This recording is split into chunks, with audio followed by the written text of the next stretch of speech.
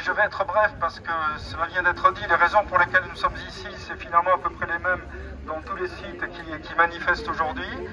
À la fois une conception de la ville durable qui n'est pas la nôtre, et dont nous estimons qu'elle n'est pas celle non plus des idéaux qui sont parfois affichés. Et deuxièmement, la façon dont les échanges se conduisent aujourd'hui. Nous sommes les uns et les autres dans un grand flou, on nous dit des choses qui ne sont pas toujours vérifiables, mais parfois qui sont erronées, voire fausses. Voilà.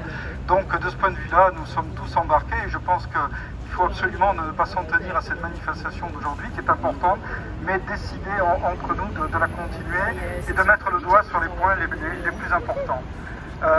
Il y a de l'espoir dans cette période, à la lumière de ce qui vient de se passer à Ordener-Poissonnier, dont vous avez sans doute vu des articles dans la presse, où nous voyons que le plan local d'urbanisme en cours peut très bien être changé dans le sens de celui qui est en cours, et que l'attribution des permis de conduire par la mairie de Paris peut jouer sur des choses qui paraissent acquises aujourd'hui, mais qui peuvent ne pas l'être, et qui peuvent être tirées dans le sens des intérêts de nous, et je dirais surtout de ceux qui vont venir après nous. Donc ça, c'est la première chose.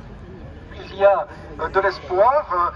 Dans le cas des messageries, je ne vous l'ai pas dit, mais c'est un projet qui se déroule sur les friches de la SNCF et qui veut aménager cette région-là entre la gare de Lyon, la rue du Charolais, la rue Georges Sombrun, le boulevard de Bercy, et l'interlocuteur SNCF.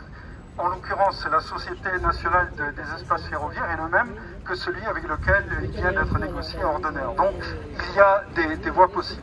Le deuxième point que je voudrais souligner, c'est celui de la façon dont se mènent pour nous les échanges. Nous n'acceptons pas que les échanges soient comme ils le sont aujourd'hui, tronçonnés, fabriqués en tranches de salami où on va passer lot après lot, parce que cela veut dire qu'on va d'abord construire des logements d'habitation, on va ensuite construire des bureaux.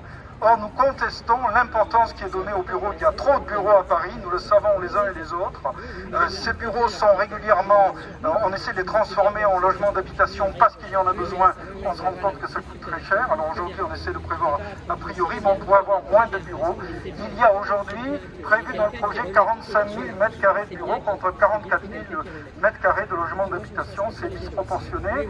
Si on gagnait sur les bureaux, on pourrait gagner en densification, en hauteur des immeubles, en vis-à-vis des immeubles. Je n'insiste pas.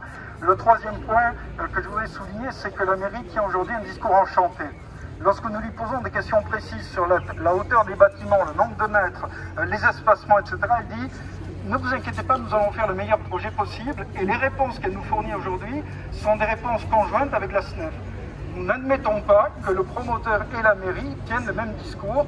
Si la mairie poursuit les objectifs qui sont les siens et ceux pour certains, pour lesquels certains ont pu voter, alors, à notre avis, il faut qu'elle tienne son propre discours et nous sommes là pour la soutenir dans le sens de ses engagements et de la charte à laquelle il a été fait allusion au début. Merci.